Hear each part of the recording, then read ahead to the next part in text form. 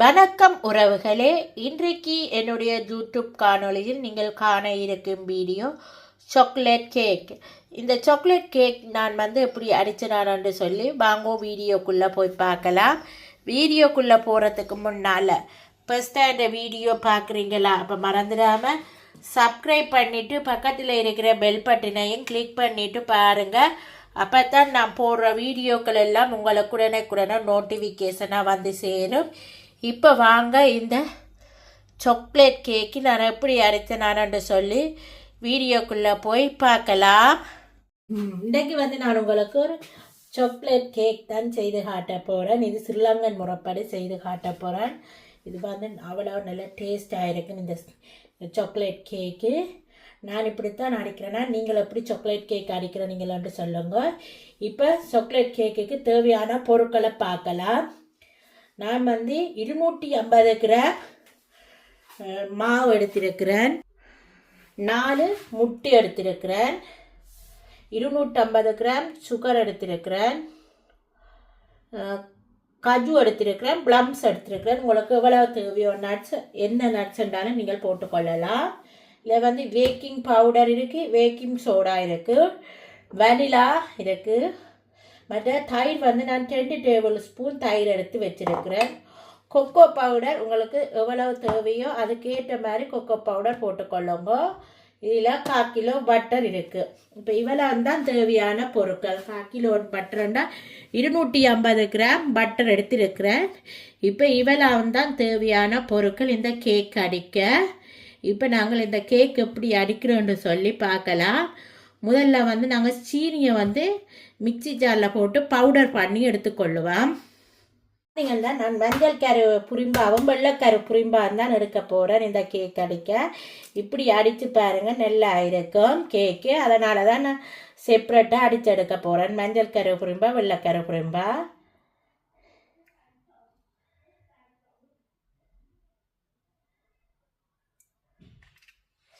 இப்போ நான் 4 முட்டையை மஞ்சள் கரு புரிம்பா வெள்ளைக்கரு புரிம்பா எடுத்துக்கொண்டேன். இப்போ முதல்ல மஞ்சள் கருவுக்குள்ள நான் 250 கிராம் பட்டரை போட்டுக்கொள்ளுறேன்.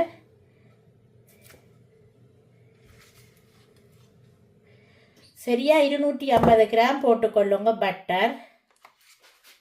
இப்போ பட்டரை போட்டுட்டு மஞ்சள் கருவையும் பட்டரையும் நல்லா மிக்ஸ் பண்ணி எடுத்துக்கொள்ளுவோம்.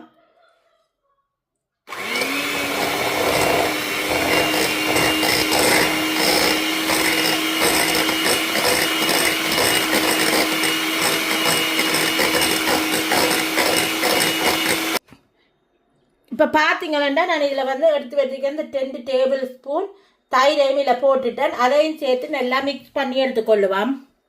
இப்போ பார்த்தீங்கன்னு சொன்னால் நான் பவுடர் பண்ணி எடுத்து வச்சுக்க சுகரில் அரிவாசி சுகரை இந்த பட்டரோட சேர்த்துக்கொள்ளுறேன்.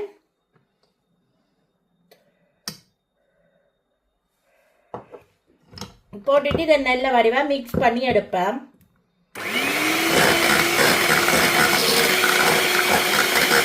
இப்போ பார்த்தீங்கன்னா நான் முதல்ல பட்டர் தயிர் சுகர் எல்லாம் போட்டு மிக்ஸ் பண்ணி எடுத்து வச்சுட்டேன். இப்போ இந்த வெள்ளைக்கருவை நான் அடிச்செடுக்கிறேன். இந்த வெள்ளைக்கரு முட்டையை நல்லா க்ரீம் பதத்துக்கு அடிச்செடுக்க வேணும். அடிச்செடுத்துட்டு பார்க்கலாம். பார்த்தீங்கன்னா இந்த வெள்ளைக்கருவில் நான் கொஞ்சம் கொஞ்சமாக இந்த பவுடர் பண்ணின சுகரை போட்டு அடிக்க போகிறேன்.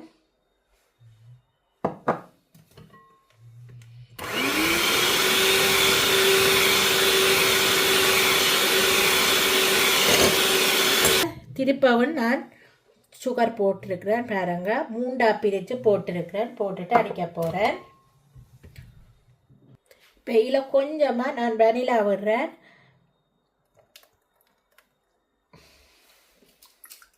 1 டேபிள் ஸ்பூன் இதில் வெனிலா விட்டுருக்கிறேன். விட்டுட்டு இதை நல்லா மிக்ஸ் பண்ணி அடிப்பேன். இப்போ பேக்கிங் பவுடர் போடுறேன். நான் இந்த ஸ்பூனால் 1 ஸ்பூன் பேக்கிங் பவுடர் போட்டுக்கொள்ளுறேன். இந்த டேபிள்ஸால் 1/4 டேபிள் ஸ்பூன் பேக்கிங் சோடா போட்டுக்கொள்கிறேன். கொக்கோ பவுடர் வந்து நான் இதால் ஒரு 6 ஸ்பூன் போட்டுக்கொள்கிறேன். டேபிள் ஸ்பூன் சொன்னால் நீங்கள் 3 போட்டுக்கொள்ளலாம். ஸ்பூன் அண்டபடியாக நான் 6 போட்டுக்கொள்ளுறேன்.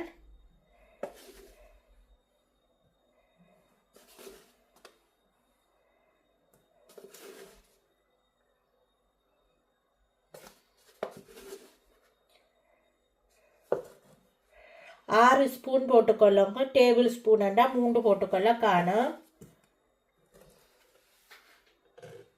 இப்போ நாங்கள் இதை இந்த அரிக்கல்லில் போட்டுட்டு நாங்கள் அரிச்செடுக்க வேணும். அரிச்செடுப்போம்.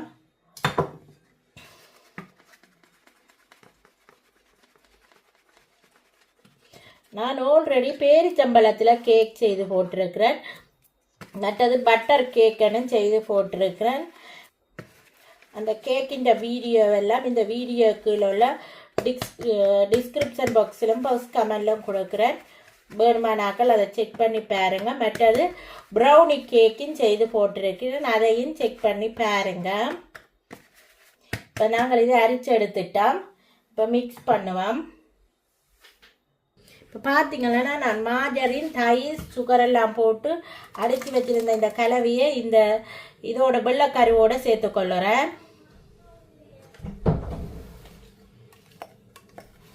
இப்போ இது ரெண்டையும் சேர்த்து நல்லா மிக்ஸ் பண்ணி எடுத்துக்கொள்ளுவோம். இப்போ நாங்கள் இந்த அரிச்செடுத்து வச்சிருக்கிற கலவையை வந்து இதுக்குள்ளே போட்டுட்டேன். கேக் இதுக்குள்ள இப்போ இதை நல்ல வடிவாக மிக்ஸ் பண்ணி எடுக்க வேணும். இப்போ நீங்கள் கேக் அடிக்கிற மிஷின் போடக்கூடாது. நீங்கள் இந்த இதாலேயே நல்ல வடிவாக மிக்ஸ் பண்ணி எடுக்க வேணும்.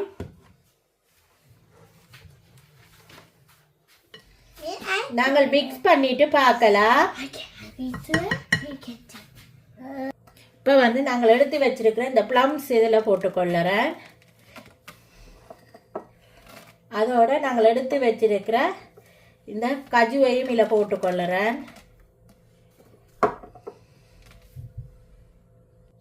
இப்போ பார்த்தீங்களா கொஞ்சமாக வறுத்த கச்சானும் போட்டுக்கொள்ளுறேன். உங்கள்கிட்ட என்னென்ன நட்ஸ் இருக்கோ நீங்கள் எல்லாமே போட்டுக்கொள்ளலாம். இந்த கேக்கில் போட்டிங்களா நல்ல டேஸ்ட்டாகவும் சுவையாகவும் இருக்கும். இப்போ இதை நல்ல வடிவாக நாங்கள் மிக்ஸ் பண்ணி எடுப்போம்.